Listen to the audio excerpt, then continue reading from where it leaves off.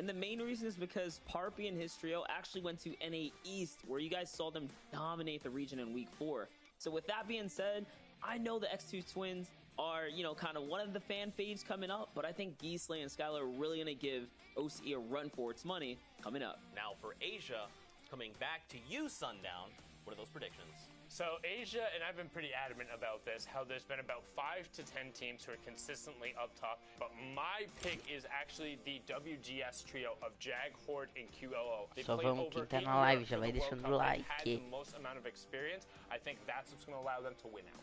Sure. Speaking of Europe, Shy Wager, you're up. You guys already know who the kings are of Europe, Mitro, Mongol, and Benji, but the only trio I think that can start a revolution are Stompy, Chinkin, and Aqua. Felipe, quem é você, Felipe? Manda o seu nick aí. Guys will have the edge taking it over at the end of the grand finals. All right, for NA East, Shy, we're going to pick your brain again. Give us those predictions. So one of the favorite picks to win NA East are Bucky, Animal, and Aspect, but I think the counter to that trio, who's really strong at the moment, is Clicks, Crims, and Spades. They play kind of a rugged type of low ground situation, always getting their win condition at the very end of the game. So I think their type of randomness and weird plays that happen at the end will have them make big plays to win at the end of the grand finals. Now let's talk about Brazil, gentlemen. I'm going to take this one. I'm going to make a bold claim here. I'm going to say the red trio is going to bring it home. Snow, Avalar, and Techno Viking. We've seen Techno Viking. He almost made World Cup qualifiers. Just barely missed out on qualifying. The same for Snow and Avalar. This will be their weekend. They're very hungry for the win. I'm telling you guys, they are going to do it. Now, finally, let's wrap up with NA West. Monster D-Face, give us your take. I'd be crazy not to mention the trio, Scented, Rex, and Edgy, because they've been the most consistent in the NA West region. But I think another trio that can give them a run for their money is going to be Arkham, Falconer, and Vinny. And Falconer, by the way, the only free agent on this team here in the NA West, at the top of the board, still dominating. So I would love to see them come through and pull it big for the NA West region. Some pretty bold predictions made across the board from everyone. Sundown, Shy Wager, Monster D-Face, thank you guys so much for hanging out. And for everyone at home, don't forget, tune in this weekend for the FNCS Finals, September 20th through the 22nd. You can watch at Fortnite.com/watch. Eles estão falando que eu vou começar daqui 3 minutos. Beep, beep.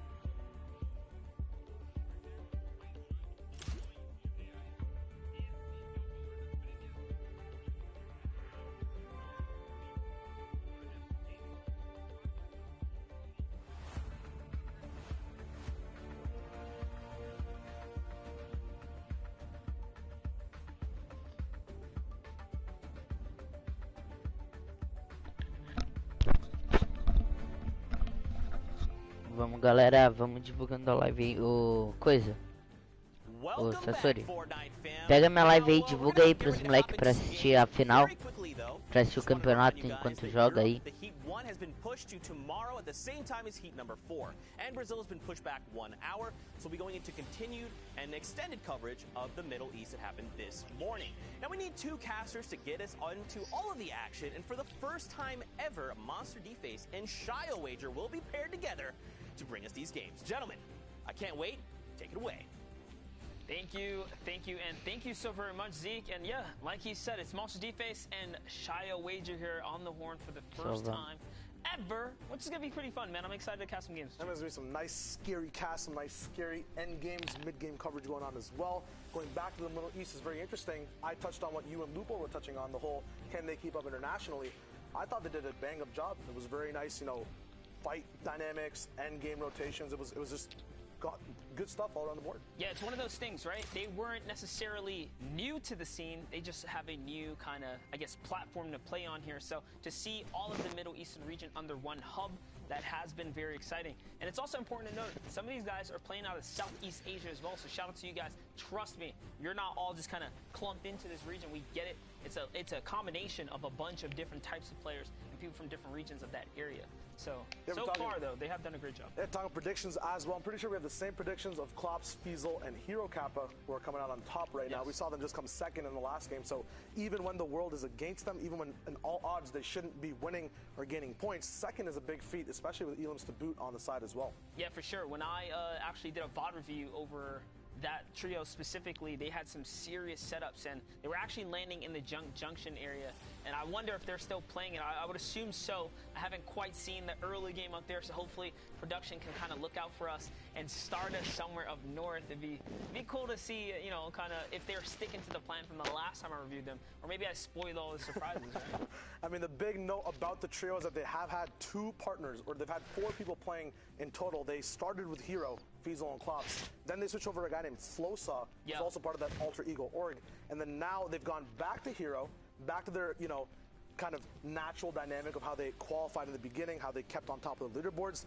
And it's going to be interesting to see what they learned from the more aggressive style of Flosaw, coming back to now the whole strategical, tactical, more launchpad, macro-oriented gameplay of Hero Kappa. And you got to show some love to Hero Kappa. When we were checking out his gameplay, he was leading in frags, at least in the review that I did. He was really popping off. He was leading the box fights. He was getting the trades, setting up all the exchanges, and that's what you like to see in your trio. It almost makes me wonder, was he just AFK? Was something going on? Like, what's the story behind there? And that's one of the fun things when you're discovering a new region. It's learning, right? Learning about what these new players have to offer. No, absolutely. Interesting factoid as well. The one thing that we saw was they actually used Hero for one of the open rounds and then switched to Flosaw halfway in the in the semis to go to finals. So I'm not sure what these guys are doing, if it's a flexible pick, if it's the first we've actually just seen substitutes being used before, ever, right? Because we did see duos partners switching off, but now when you have a whole team dynamic, subs come into question. So could it be that type of scenario? Or are they just looking to learn more things? Scheduling issues. It's going to be fun to see how it translates to when we're watching the games. Yeah, absolutely. There's always so much to learn here. And again, it just kind of goes back to the question, who is going to come out on top? We have a lot riding on the stakes here as far as, you know, our friendly rivalries, as you guys have seen kind of happen here. But anyways, there's our cast of predictions. You can see kind of what's going on. We're going to be leading right into our games, though. So, Klops, Fiesel, Hero Kappa, these are players we've wanted to look out for. We've talked about, you know, Flame, Prime, and Hunter, right, as being a favorite for Sundown and Zeke. People to just look out for. And these are the teams we really want to watch and see if they can continue to pull that consistency throughout the weekend here today. But here's our game. Here's our map. We're loading in. Starting fresh and early, everyone actually dropping out of the battle bus, just going to an overview of all the changes we've been seeing in Season X. We got the Meteor, a nice floaty zone over there for people to take beams from and then drop down instantly. We have all these rift zones offering so many things in a risk-reward type of scenario. We have guaranteed pumps and tilted, but you can't build. So it's very interesting to see how people utilize that either early on fights or mid-game. Right now we're tuning in straight into Retail Row for another throwback, Power versus ASMR. Yeah, and this is a little bit of a rivalry here, so interesting to see that Multiple teams are contesting for retail. It's one of those power POI spots. Not to, use the word power because I know the team has it in their name. But we're here. This is the place you want to own. And don't forget, guys, we're tuning in with Middle East region from Heat 2 Game 4. So the action has been popping off all day long. And we're hopping right in. So this is the early taste of what is going to unfold here as our 32 teams are getting ready on the map. Yep, talking about Heat 2 Game 4, there are only 6 games of Heat. There are only 2 Heats in the Middle East region. Yes. So this is the back half of games that were happening across the world from us. At the moment, though, we're going to be tuning into, looks like another team at retail as well, popping through. Looks like there's going to be an early Elam getting knocked down. This house in particular as well, the duck house, kind of connecting the residential and blacktop site, is kind of the place you kind of fight for control. Actually, this is actually Greasy. We're in Greasy. I was going to interject, but you're kind of just on fire there. We actually hopped with another team. We're looking at Greasy here, so you guys know that taco time might happen at any given moment now. And the cool part about that is it starts to heal and regenerate health. And then at the same time, everyone's basically invincible. You cannot take damage during the time, but looks like, a little defense being played here by DSQ and Esse cara joga bem no successfully save Nijby. But again, the dancing happens. Which, by the way, it heals the down player. Oh, for real? Yeah, so if you're down, your health comes back up. The only catch is if you're down in the storm, no one heals. And then at that point, it could be extremely detrimental. You don't want to go down during that time. But if you're down, taco time can actually save you if you're on the other side. So pros and cons. One big thing about early and mid-game fights is utilizing down players as kind of, strategic forces in an actual fight, strategic places to actually pressure people to come out of their boxes, to kind of control the way they move. So if you get to a safe space, no more timers there anymore, right? The taco time will come back up. Hostage for a little bit, just kind of hold them up. Absolutely. Use that little bit of leverage to bait out a team, turn that into a winning situation for you. Because one of the cons of going on offense is you expose yourself. You're out there, you're vulnerable, you're moving, you're typically not building. And in those situations, that's where you get traded shots. But here, we're looking at Retail Row. This is what we wanted to focus on. NM7, FHD, and Young specifically have been hitting some disgusting shots over the course of today. The heavy sniper we know to be a favorite on a few of these players. Most teams only run with one sniper. We've seen multiple players picking up snipers on this squad. Yeah, the biggest thing about the sniper as a power weapon, as a win condition type of weapon to make moves off of, when you have shockwaves, you can see right now in the inventory, right? Let's just take this example. Shock. You miss with a heavy snipe, depending on your heavy ammo count, which gets found in much bigger, varieties of 7, 13 ammo spread around the map. You have so many more opportunities to land that heavy sniper throughout any point in the game. It's more expendable, which means you can play off of it so much more frequently. That's right, and just taking a look here, Yonks is going to get a nice little power upgrade to the loadout there as he picks up a blue pump shotgun. So the confidence is in their favor. They're actually glancing over at the Black Ops. They're not quite sure. They saw a little bit of aggro zombie movement, from the Fiends here, kind of lingering about, and because of that, they're cautious. They knew a team was here when we first checked in with them. Seems like the coast is pretty clear, and now they're gonna focus on taking out the pylons here. Yeah, one thing I actually wanted to talk about, we noticed Retail and Greasy coming in, right? We also made that little mistake with the houses. The big thing, though, to note about that, a lot of these house layouts are very similar when you're looking at it inside. And with new POIs, suppose you are a team that goes Retail, and it's so contested. Moving over to Greasy and having that similar layout, knowing exactly how to play those buildings, and as well looking at what are the power buildings in the POI. How does that kind of change the way you adapt to it versus a team that's not their monster? I mean, you absolutely need to know your layout. It's one of the perks of mastering a place and playing off a place for long periods of time. Now, let's just say if things were to just change and something new is to show up, that could be a big issue for some of the competitors. But hey, the best of the best adapt, and someone's gonna figure out how to make it work, right? Absolutely. You get the experience of playing in Retail, apply it to Greasy. You might just get a whole new drop spot, right? Yeah, there's taco time. Hey, that's free shields. That's, as you said, the free utilization of having a knockdown teammate just staying alive. It's huge things you can play off of. We're going to be looking at a Polar Peak team right now. Also a very interesting POI that's been developed kind of in the meta game over this whole season. In the beginning, not many people wanted to land here, not seeing the actual potential of loot, as we did lose the big castle, but gained so much more map space and movement vertically around the map and actual sightlines towards Frosty, towards the cabins at the back, and even Happy Hamlet takes shots at people who are up here from Polar. Yeah, Polar Peak has always been one of those power spots to hold. You have this super high elevation. You have loads of rotation opportunity. And you can see here, it's been so long since we watched early game. I haven't even seen a team execute a proper kind of float across to big tree like that, right? So these are the small things that I nerd out over specifically is rotations, figuring out how people play their drop spots and figure out their loose situations. Something cool to note, guys, you actually don't take fall damage if you were to fall off a high place with the hoverboard. You've got all the factoids down, man. These guys. I play a lot of Fortnite. Tips. Let's go, Monty. Just something to think about. So don't panic, guys. If you ever want to really make an aggressive dive and push, it's actually a perfect opener to come in on the hoverboard. You are exposed, but you can jump off at any elevation, any height. And if you fail, it's okay. You'll be all right. That's one thing you also. One thing you also pointed out on, it's actually Heat 1 Game 4 from the Middle East at the moment, which is a whole new slew of players that we're going to be seeing because we were watching Heat 2 previously, so we'll see how this Heat panned out, how the end games kind of differ. Before we saw a lot of top-down shooting vertically, not many people challenging it late at all, a lot of miniguns, a lot of AR spam. Once that 7th zone kind of passed, it was free reign for those people on height. It's just about how many points can you efficiently accumulate. So now we'll see what are some of the other different type of win conditions endgame monster that you've seen in Comp Fortnite. Hey, I mean, the name of the game is to earn points regardless. You see squads that like to execute zone 6 for high ground and then dominate, right? Put pressure down, dictate the pace of the game. You see other players that tend to kind of hold mid-ground top, hold down on shockwaves, and then make big moves towards the tail end, trying to secure high ground, right? All of which are risk and reward plays. Personally, I think the scariest type of play style is going for height early. Those players that have the guts to go for zone 6 high ground, you're risking all of your material at the expense of going for elims, which aren't guaranteed to you, and then you're trying to control the pace of the battle, which again, some people struggle, right, in those situations, because if you don't do it properly, the server will turn on you, and now all of a sudden, you're losing. Yep, there's so many teams alive near the end of the game. There's always one that can sense the weakness on height. Oh, you're not double tarping anymore. You're metal switch to wood. Here's an opportunity. Where's the spam? You're not hitting me. So like, now it's time to fire back and set up those countermeasures. And that's one of the kind of tug of wars that these teams and trios face.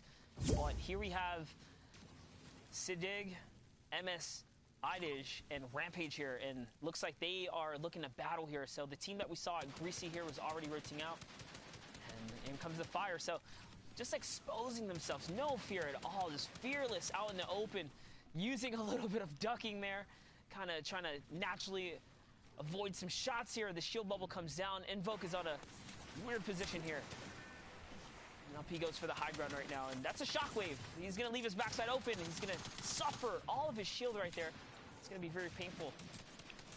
Now, one big thing to notice in this breakdown is on approach, Rampage, Sidig, and M-Sidig all together were doing a 2-1 breakdown at all times. They always made sure there was one person a little bit higher, kind of switching roles to make sure they had that 2-1 split. And you see it in this fight. It's 2 people on a wall on one opponent. Then you have the breakdown of one person splitting up top. Right now, Rampage is in the big fray of the fight. Not sure exactly where he's joga bem, Rampage. Toma, Edith. Toma. There is a teammate there. Nossa, quase morreu. Kimmy responds to the bullets by going absolutely knocked down in that state, and now going to be getting siphoned by his teammates. Now everyone grouping together. This is very good use of timing in the fight, because when you split, you do have a lot of pressure, but there's a lot of risk involved. Só sei Now que coming esse back together, Rampage é if foda someone pra tries to peek you, caramba, you mano. have 3 people aiming in. It's very good use of splits and regrouping. Yeah, and something to learn from that battle, guys. If you notice how quickly it ended, is because they managed to just isolate. They isolated the player, they hunted him down, they forced him into a frenzy to build up for high ground, and that was the first pick. After that, the rest of the team just kind of fell in suit, trying to play catch-up to save their teammate.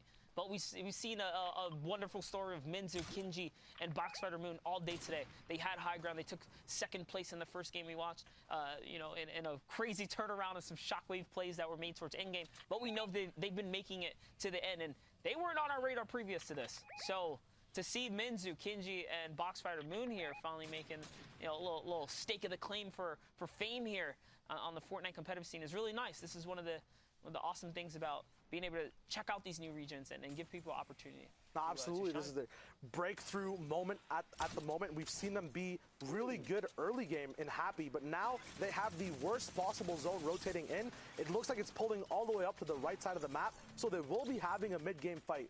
Very smart use of utility, making sure with Stinks you can actually track where your enemies are through that damage tick through the wall. Now you can see them actually responding after getting that first elim. This is what we're talking about earlier in the day. When you have a stink, it's not usually used to grief, but to gather info and then act upon afterwards. So now they're full body sending it straight into the box fight. As they're doing it, another two teams come up from the top. It's a huge mishmash at Grandma's house in the middle of the map. A lot of teams should be rotating through here. They might get even more action as Kinji goes down. And that's what I want to talk about. It was the aggression, the fearlessness. Moon actually jumps into a 1v3 battle for high ground build. He held it down, but unfortunately Kinji's going to get traded out here as Minzu was in the low ground trying to figure things out. And now suddenly, because they didn't, pull back the reins and play patient here, they found themselves in another battle, but looks like these things are putting into great work as they catch another small pick there. And they managed to fend off everyone. So we'll see if they can get the reboot card, maybe pull out a clutch save at some point or another. But teams are in shambles here. Absolutely. You touched upon it earlier where, we're happy to see these early games. And, in comparison to all the late games we always see, it's dope to cast a huge early to end game. One big thing that applies to both early and end game. He's going in the zone, by the way. Is timing. And this is a big use of timing right here, right? We do have a minute 14 till the zone moves. You do want to pick your teammate up, but now you're messing with not just one, but two resources. First of all, you're losing a lot of time and positioning on the zone, as well as HP pools coming in. You do have a lot of loot you did gain from the fight that these guys just had, and slips to tick through, but the stuff you use early to pick yourself up, you will not be able to utilize in the end game. So time is shared across both early and end. It's both affected. We don't usually get to see it used at the end game, but every decision you make, maybe they wouldn't have had that mid-game fight if they were faster off their looting, right? So seeing exactly how they move across the map, how they utilize time, can actually get into where they are in the middle and end game of their gameplay. Yeah, so they sent one player out to go kind of, obviously get that revive, and then they stood, or they left Moon back behind to, be that presence on the build on the skeleton that remains of what the fight was, so that the team below, is cautious. They don't necessarily, want to move or get that freebie rotation out of there. So the whole team is back. Now they're able to reap some of the rewards here, the loot that remains, and suddenly they're all back in action here. Now with that launch pad there, they are going to be okay to get the rotation, but remember, he did catch a knock, so notice. They just want to go ahead and take a peek. See who's left here. What kind of loot can they still kind of grab up before it's time to go? And it's a short rotation, so they don't need the launch pad either. Looks like they are going to decide to probably go on foot here. Short rotation, definitely risky, though. There are 65 people alive right now in the circle. Placement is a long ways away. Looks like Zanzis might be the last person in the trio from this fight, or one of the trios trying to move in. We'll see if it's possible for him to actually sneak through on this launch pad. Very patient gameplay there. Hopefully he has heals to come in, but this is the big problem with missed timing and getting in the zone a little bit later than you want. Kinji getting absolutely lit up in the air, going to be launching down, might have to use hard mats early on, which means he won't have them end game. Once again, you see these connections between early and end. Usually you don't get to see why people are in such positions, but these guys took fights. They have to respond with the appropriate materials, and now they're actually turning gears to the offense. I think they noticed this guy was solo right here on the left. They do have a beam opportunity. Vamos, galera. Mano, já vai divulgando aí, galera, por favor, mano. Pra gente tentar aí bater pelo menos 20 pessoas. Nunca pedi nada pra vocês. Tá jogando, agora tá jogando uns caras americanos, o TikTok. Aí daqui a pouco eu acho que vai pro BR. Eu acho que é isso. E já tá no quarto game, tá? Você foi perguntar. Tá no quarto game. Já vamos aí divulgando aí, galera, por favor. Vamos tentar bater 20, tentar bater 20 pessoas aí. A pergunta do TikTok aí foi quem que tá jogando aí. Tá jogando uns caras americanos. Então só vamos. Vamos ver esses americanos. Depois acho que vai ter BR. Não sei se vai ter BR. Ah, Cauã. Você, mano. Divulga aí, por favor, Cauã. Nunca pedi nada pra você. Por favor, vamos tentar bater 20 views aí, mano. Ah, mano, tá muito bugado às vezes isso. Mano, esse Rampage, velho, joga demais, velho. Se tivesse no começo da live, mano, vocês iam ver esse Rampage, mano.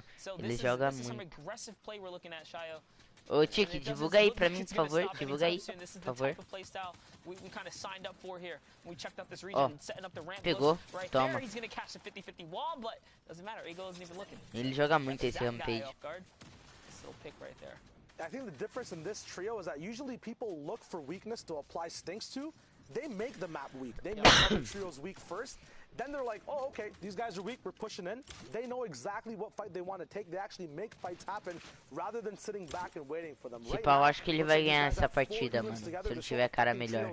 Left and right, either picking up strays or making trios have just stray teammates. Oh, we'll see how much of an influence they have on the rest of the game, because it looks like so far they've affected 5 different trios coming in from the bottom left side of the map.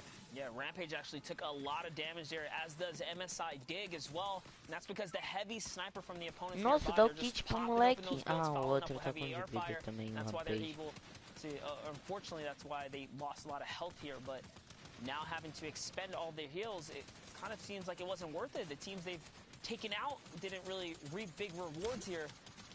Now they're in a weird situation. Vamos divulgar aí, galera. Sei que tô falando muito é porque quero inscritos, que 1000 inscritos, ó. Sorteio, galera.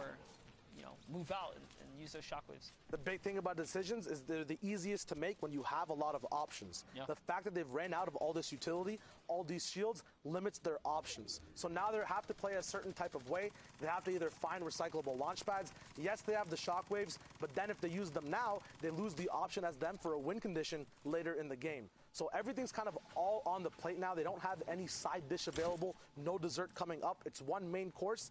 They have to make sure it stays tasty. Hopefully they get in, and it's an easy coming from them all the way to the later parts of the zone where they can utilize whatever utility they have left. Yeah, this is a long rotation here, guys. Mano, esse Rampage vai ganhar a partida, galera, mano. Se ele não ganhar, eu dou 1000 skins pra todo mundo. Brincadeira. Ah, nossa, nunca vai ganhar agora. Só porque eu disse. Só porque eu disse, não valeu. He lands right next to the team. He's unsure of what he wants to do. He's trying to stay close but not fall down to a layer where he cannot be saved. But it looks like that's it. That's it. This team split up. Rampage is out the game.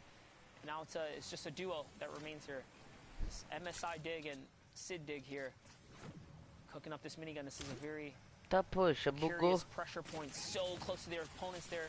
You can get punished in return with a shotgun. It's not going to be the case here as they're just dictating the push here.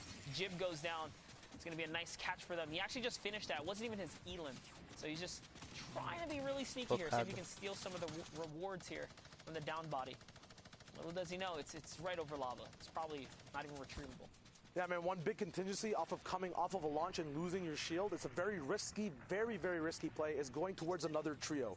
As you saw, they use another person's shield bubble because you attract all that heat. Maybe that trio doesn't want to deal with it. They're low on mats. They use their own resources, right? You turn 3-man's loot into 6-man's loot. The thing is, 3 of those people next to you are also not on your team. So as soon as they sense weakness, they turn right onto you. You saw that with Sadig here, who now has 6 HP, taking a whole minigun brawl from the trio that was closest to him, who was... He was utilizing their shield bubble to kind of take protection from, but once that ran out, they knew exactly what was up. Now we're moving into that 6th circle off of half and half. 45 people left alive, 19 trios still there, 7 need to go down for... Of trios left in the game here, and this is a really weird spot to battle, especially with the low health. You don't want to step in the lobby. You can't really afford to, and the elevation is only going to rise here as they go up and over the volcanic mountain. This is one of the steepest points in the world of the Fortnite world. This is similar to a polar peak climb here. It's a very steep wall you have to get up and over, and if they don't move soon, they're going to be stuck with their backs against the wall here. But you know what? It's more important, exactly, to try and pick up some sight here. So single going down there is going to be huge. That's going to at least help Sidig get some health here if he can kind of hold out. A launch pad's going to be placed down in Upsy Daisy. Now into the next zone they go, and great tracking of his teammate here. That's actually a phenomenal job, even under the pressure and the circumstances that they found themselves in. Great job tunneling and finding his teammate.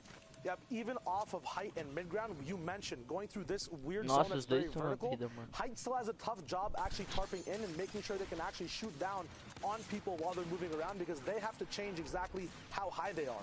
That's why you saw these guys not get beamed exactly where they were. You have such a dynamic placing of all the mid-ground layers as well, going up and down, changing layers based off of natural low ground, because if you're too high, that's a threat, right? You want to be in the perfect position. Now they're using shockwave nades. The biggest thing about these, though, is when you're using them endgame, you do take a 10 tick every now and then. These guys only have about 60 to 70 HP to play with. So Olha isso, every one of todo these mundo. shockwaves Olha o must quanto be de perfect, pessoa, and mano. some could also be saved. Jiren actually going down for a huge siphon elim, Cara, and ainda mats that ganhou these aqui. guys did need. They were almost shambles.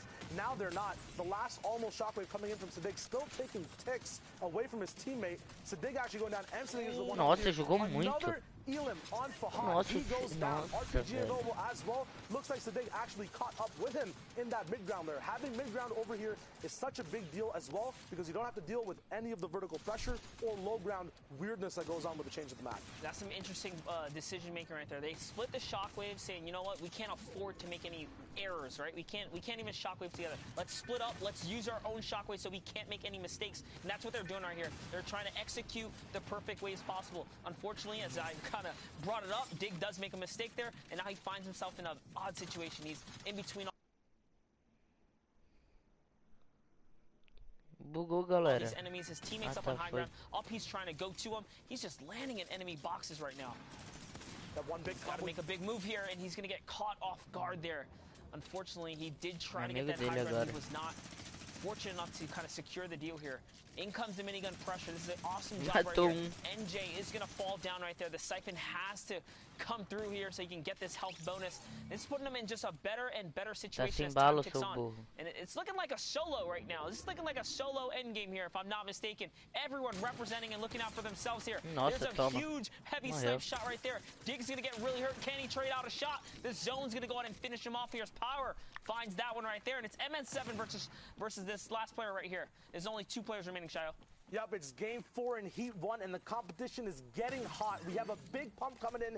ASMR Spy goes down to Power contra ASMR. Quem Rivalry ganha? finally ends in the end game. It's Ih, now o a Power 1v1 ganha. to see who gets those final 4 points, 3 of placement, 1 for the Elam. Nice, big, easy, fast peaks coming down from NM7. Full Lana available. He does have that pump or shotgun delay since he has 2 tacks in. Will it make a difference? Almost not even out of mats at all. Toma, Nice nossa. 180 tack shot from height. Joga Takes muito, down velho. DSQND for those big points in. Power is still on top. They can't be stopped right now. Huge game from them. That was wonderfully done Caraca, for NM7. And with that, we're going to head over to the floor with Sundown to give us a nice little recap. Thank you so much, gentlemen. And we see the Middle East has been heating up in the action that occurred this morning. Honestly, I'm a big fan. I love watching it, watching the early games and the mid game, the discipline when the team goes, but also the little Cara, bit of jogou chaos muito. and kind of like fanaticism that happens in the end games when all of a sudden, just as Monster said, it turned into a solo game right there at the end. But let's dive in and see some of the plays that were made in the past game. And first, we're going to hop on board with Toggle. His positional awareness and the fact that he's able to turn towards the rest of the storm and lay down these rifle shots means he's going to find a number of elims here, and you can see the rest of his team. Mano, has tem uns been caras aí down. do It's a começo que tale of até eu people sou melhor do making que eles, individual velho. strong efforts in the end game. We kind of talked about it before, how they stick very close together in the mid and early game. But we've seen now over and over again, teams aren't necessarily able to keep that discipline when it starts getting hectic and all of these fights are going down. Players start dropping all over the place. Right now, Adam ZK able to find a number of picks using the minigun and the edits to get pressure, but unfortunately isn't clean enough to pick them up without taking back damage. Now you can see Adam is in shambles, so W Horse is trying to play the protector role, but they're in fights on the back of the storm, and this is where it starts to break down. Despite getting the siphon, everyone on their team needs to now regroup, and boom, we flip back over. W Horse, whole team is eliminated, was able to pick up a number of elims. 5 players left, 4 trios in the match. Power and Ebb from the low ground is able to pick up 2 elims in a row and then maintain his positioning through discipline and then close out in the 1v1, giving him a huge boost. And these clutch factors is what's going to lift these players up, particularly as we head into the grand final tomorrow. I mean, it has just been incredible watching the action so far and getting to see these guys really develop and continue on. And I just want to see what else happens going forward. We're going to throw it back into game with Showager and Monster. Gentlemen, take it away. Thank you, Sundown. And yep, the action has been real here, Shayo. That was an exciting last game there. You saw for a second. Hey, Sundown, pretty face. We saw for a second there, you know, couple classic jump shotgun plays, kind of keeping that high ground, kept it real textbook. There was you know, that was his game to lose, if anything. And having the mats to close out must be real good for the power trio who's been showing up this weekend. It's always dope to see a kind of mid-ground team hiding out and coming up off the top. The coolest thing to see is the journey from early to end of all the trios coming in and how the decisions they made earlier affected their end game in total at the end. Now we're going to see everyone dropping out of the battle bus. Talk about the breakdown, Monster.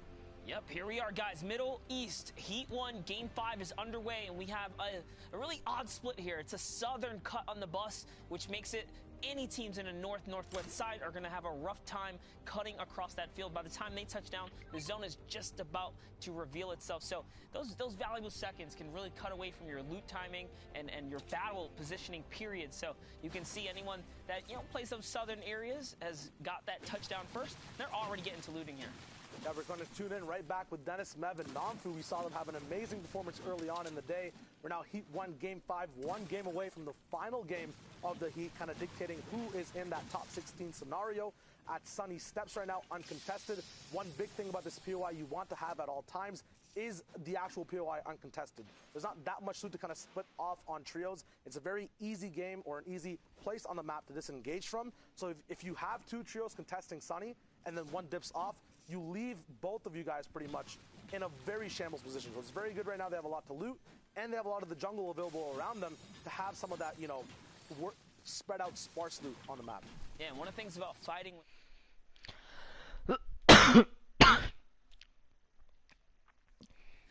Vamos, galera, já vamos divulgar aí. E aí, Bruno?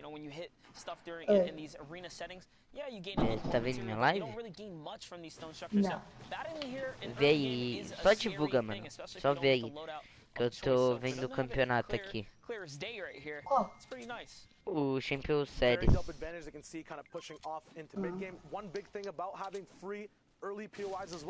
We talked about it earlier, options. They have so many options of Só pra jogar uma hora. like a lot of the time if a fight happens, you don't get to see a lot of the loot early. You can have to move on because zone's catching up. Right now they basically have an entire Tá, buffet mas available. faz isso aí And they pra get to mim, pick por favor. every single thing they want to eat. It's amazing. Pega seu celular e... Com certeza isso não vai terminar em uma hora, então tipo, quando você parar de jogar, você assiste lá. Ó, você só vai no meu vídeo e só posta. E só compartilha. E só compartilha. Você assiste e joga ao mesmo tempo. Não pega internet. Meu celular não pega internet. Como assim? É, quando eu jogo meu celular não pega internet. Tá, mas você consegue pegar o celular e só divulgar? Tipo, compartilhar? Depois eu faço isso. Ah, faz agora, vai, pra chegar mais pessoas. Por favor, por favor. Yeah, it was a super early game Vou fight. te dar já The actual loadout at the same time, right? We have full fleshed out loadouts all the way at Sunny, and now in Greece we have people. Se você pensar em dar algo ofereta, eu já tenho, tá? Greasy free as well is the farm Ô, a menininha lá da vôlei. You have everything set up for you. Ô Bruno, você não vai jogar não? And it's a very easy way Eu to vou, eu tô no seu grupo. and know exactly Mas when eu não vou to jogar. You're never worried about missing Ah. a big game. And also remember, ladies and gentlemen, Tô assistindo, por isso que eu tô postando, eu tô fazendo live do campeonato, você não entendeu? Aí eu vou jogar só quando acabar. Falta quanto tempo? Umas 2 partidas eu acho, que tá no game 5.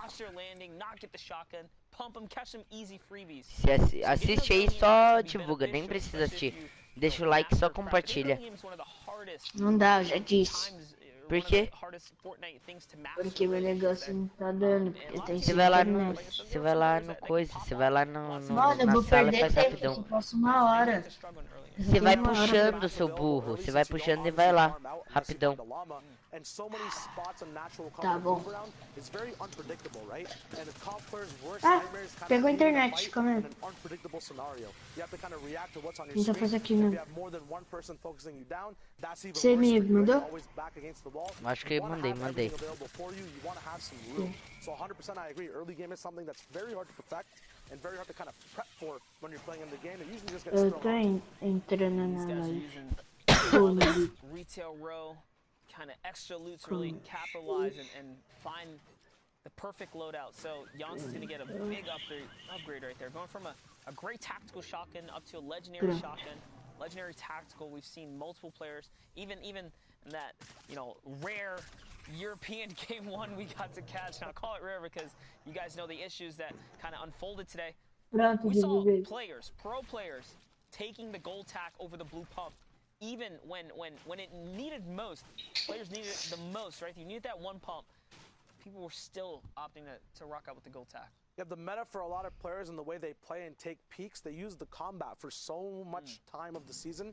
They're used to having more bullets to send through. They're used to having, you know, the fire rate. Yeah, the fire rate as well, right? It's just the biggest thing they're not used to and they have to kind of adjust to is the pull-out time of that gold and purple tack, because it is slower than all the other shotguns available right now in the loot pool. Here's Zanzis, so they're going to use hoverboards to get away from the trio that's to their left, or maybe they didn't even realize they're actually firing off in the distance there. So little do they know, someone is already up close and personal, but there it is. The sound cue is given off, and he's actually spotted by Zephyr, who's got the perfect pinch on his player, and Zanzis, who's got the nice range as well with the explodes here. Shield Bubble is going to isolate this player from Zephyr, and Zephyr loses the 1v1. Shield Bubble absolutely isolates. The big thing about this side of the map too is how spread out and isolated you are from the get-go. So much of the split is going on just for looting purposes that when a fight starts, you have to act quick to get back to your team. Fast build. Divulguei já aqui. Shockwaves coming through. Still a block off. The tack shot's not missing a single one out of 8 in his clip. Zanzis is on point right now. Metal's not going to stop his beam from coming through into your box. A two-way split on pressure on the box as well. I hear a minigun in there too, Monster. This is insane. It's going down right now. He's not missing any shots. Happy that you noted that because there's knock players everywhere. Wisa goes down. Normally when it's me and I got a tack shotgun, I have a million excuses to figure out why I'm not, you know, landing or damaging, but it doesn't matter. Zanz is showing that you can hit your shots, you're gonna win your fights. And that's exactly how this battle has turned around because Zephyr was the first to get traded out. So as a 2v3 situation, they're doing so good. Invoke's gonna fall down now as well, which means that last player is very weak. Zanz has already got 2 knocks here. So let's see how he goes to execute and kind of seal the deal here. So he walks right around, and there he goes. Catches the bow. Absolutely no hesitation at all to use any type of utility. Not a certain pattern we usually see. People are more safe and scarce with what they want to use in a fight, especially this early. Mid-game, I understand, throw your 6 stinks. But this, Sans has just used, I think, upwards of his entire rocket clip with what the GL came with as well. And the minigun ammo, no care for it at all. I think we just dropped down from like 600 to 200. Still reaping the benefits. Know what they say? If you can't take it with you back to the lobby, so you might as well throw it out there because the worst thing is to, you know, to get taken out of a game and be like, man, you know, I still had those splashes. I knew I should have padded right there, right? Or, you know, kind of have those regrets. So, you know, good on them to kind of throw it all at the wall when it mattered because their teammate got taken out first. Zephyr lost. So you might as well throw everything to really take the tide and take a, you know, take the bull by the horns in that situation, I should say. But taking a look at the other side of the map, we have Eska, Toggle, Seagull on the run here from a team behind them. They put some pressure on squads kind of floating around, launch padding above. And when the zone gets pulled down from this angle, from on the entire map, this bone spot, the whole Sakura flower field, is a very interesting place where a lot of trios actually converge. A lot of the POIs on that side of the map usually don't waste too much time actually getting bricked from, but if you have that mentality because you just want to go and farm the teeth, every other trio has that mentality as well. There's so much brick available, as you can see, on the lake, on the actual rock behind you guys, the whole skull. But the big issue is if every trio is thinking that way, this is what ends up happening. A huge fight that blows out, stinks being thrown, a lot of utility being used, including defensive utility like campfires and bubble shields, will have a lot of engagements that you probably don't want to take just because you're on the same page as some other trios in the early game. And those are some amazing stinks right there to really put the pressure on these players down here. But there's someone in Tilted Town who's actually firing back. There's another squad on the mountain just to the side of that as well. So suddenly what looked like a free push and a free takeout on the squad here in the river is now turned into a really odd situation because they're surrounded by multiple players. RSG Spirit tries to skate away there on the hoverboard. He's going to get picked off immediately by this trio right now. They say, you know what? We caught a freebie over here. Let's go back. Let's get that loot and forget these guys on the river. They'll live to see another day for now. Yeah, big cost to their resources, though. A lot of, I think, would ultimately just expended to push that fight. Easily farmable up once again, but we did see so many trios rotating through here. Will there actually be much left at the moment, or will they have to get it on the fly moving forward as well? These guys seem to not stop. It just toggles on 24/7. Fights are on all the time. Not sure why there's just it's a two-box kind of defensive base right now, but the less boxes you have, the more opportunity for a big pop-off moment. Spirit getting released all the way to that knockdown state. It's a box wall-to-wall fight right now. It's going to be that 50-50 engagement. Big Elim coming out of Toggle. You gotta show some respect for Toggle shots right there, flicking at the light and the slightest pixel that moved in front of him. He did not miss a shot, hitting 3 flush pump shots right there, and a flawless edit as well on the player that was just picked up. So Spirit got knocked, he got saved, he got put right back down in the dirt, and then Toggle follows up with the other. Now hopping on over to Shifty Shafts. Looks like we have, oh yeah, so we saw Sid dig, we saw MSI dig, and Rampage have a great last game. They're just outside of the Shifty here, and there's another trio nearby. Amazing. We're going to be looking at Shifty now, one big place to actually get refarmable mats in. The biggest part about this, you talk about the whole skull earlier for Brick. A lot of teams do rotate the Shifty for that metal, as once again, on this kind of middle side of the map, especially coming out of Tilted Town, yes, you have an increase in full mats available from chests, but to knock off and top off all your metal, you do have to rotate and find a lot with other trios as well. So a dope pattern we're seeing in this mid game is a lot of Middle Eastern trios on the same page, moving forward, backwards, and all around the map, knowing the exact power, POI, and farm spots mid-game as well, as we see a care package coming down from the top. That's right, and ladies and gentlemen, we are here. It's Shio Wager, Monster D-Face. We're looking at the Middle East region. We're taking a look at these heats, these games that are unfolding here. A region that we have not covered much of. This is actually, if anything, their debut to the Fortnite main stage here. So to see these players performing under pressure right now, we're looking at our future stars. Future names that, will show up for the next World Cup for all we know, right? Yeah, the scene can only develop more and more and more. They can only review more and play more, which means they'll only get better, and we'll see even greater and bigger things. One big thing I've been seeing these guys utilize mid-game and very early on as well, I want to ask you a question, Monster. What do you think about the uses of shield bubbles mid and end game? When should they be used? How do you manage just having 2 in an inventory? Yeah, from what I've seen, the shield bubble is obviously one of the most effective tools to canceling out fire coming in on you when you become the focus point of a server. But more importantly, the perfect way to isolate a team when you decide, hey, we want to pounce on this target as well, so that no one can kind of interrupt or interfere with your battle as well. So the shield bubble is just such a flexible item, and there is no perfect time to use it, because we've seen it used to also just like clog up lanes for fire, right? Or the way these guys have come up with these innovative methods to stick it to yourself when you're on a bush or in a vehicle per se. So the shield bubble's been a great addition to Fortnite. It makes me miss, honestly, the flint knock, because the flint knock is another great addition, right? Yeah, it's a versatile item that you can use offensively and defensively at a click of a button, right? The instant actual effect comes there. At the moment now, still more disrespect and momentum. Rampage is causing a scene in every single fight he's a part of. It's great that these guys have such a good spirit when they're playing the game. Nossa, Rampage com 60 pontos. Fun playing these matches, even though we can't hear the comms. Yeah, I mean, Rampage is really cranking right here. Bruno.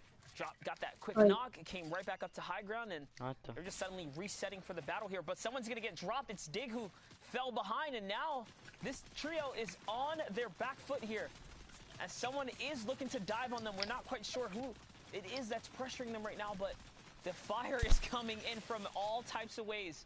Out comes the poison. Okay, so it's VND and their crew up top on the high ground, really just putting pressure in. Storm keeping them out here. They do manage to get that revive off, and that's one of the perks of trio, right? Trio competitions. One player can save, one can play defense, and we see this executed time and time again. It's not like that in any other game mode, only in trios. There's so many things as well as just being part of trios. You got that Ah, mano, Bruno, vou parar de postar. Vai ter alguma pessoa pra chamar? Remember Bala saying that, Chama aí pra gente jogar arena.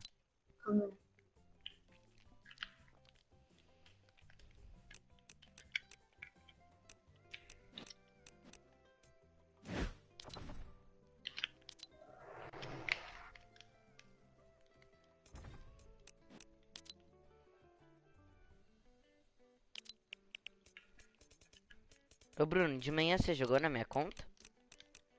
Aham. Fez algumas missões? Não sei. Não lembro. Não.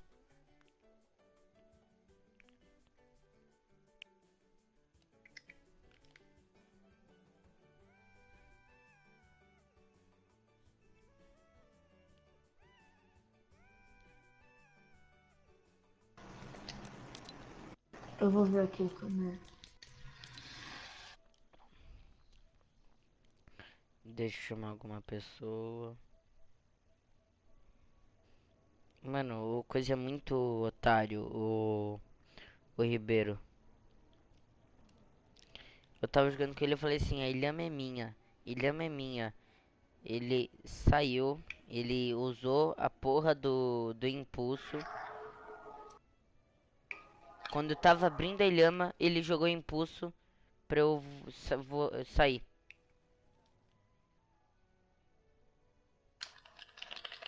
Aí eu falei assim, nunca mais fala comigo, mano, já me tira dos amigos. Aí ele já me expulsou da party. Eu acho que ele me tirou dos amigos. Tem algum Crazy Lows aí no seu coisa?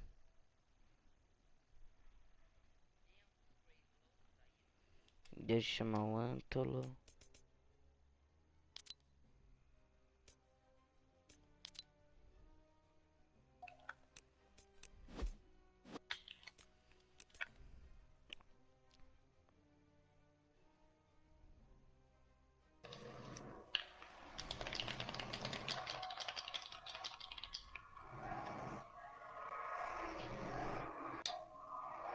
Alright, alright. Alright.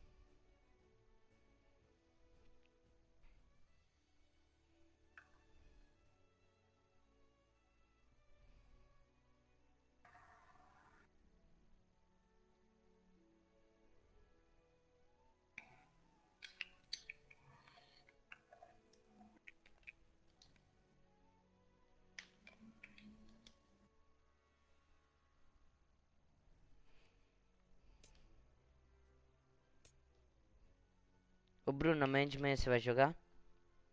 Vou. Aí você vai poder jogar mais tempo ou é só uma hora? Mais perigoso. Amanhã é sábado.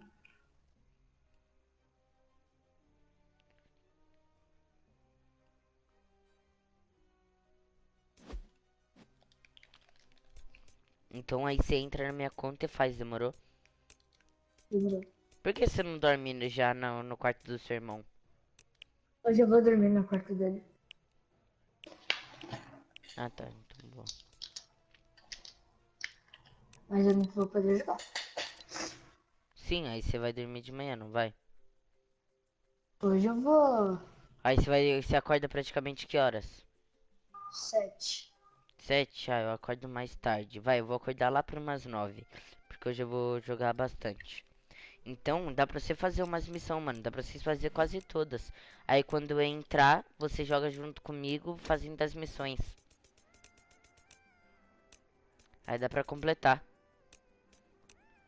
Também já tô na categoria 69. Você vai querer o próximo passe, Bruno? Ou você vai querer skin mesmo? Vou querer o próximo passo. Tá.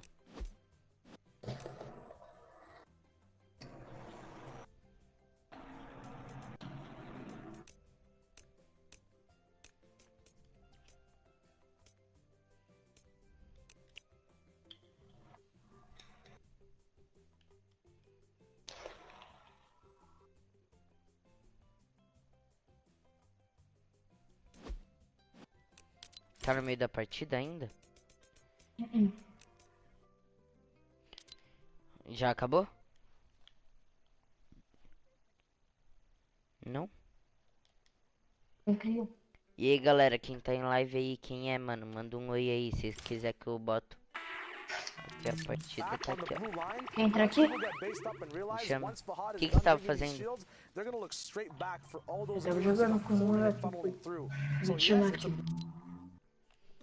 Chama.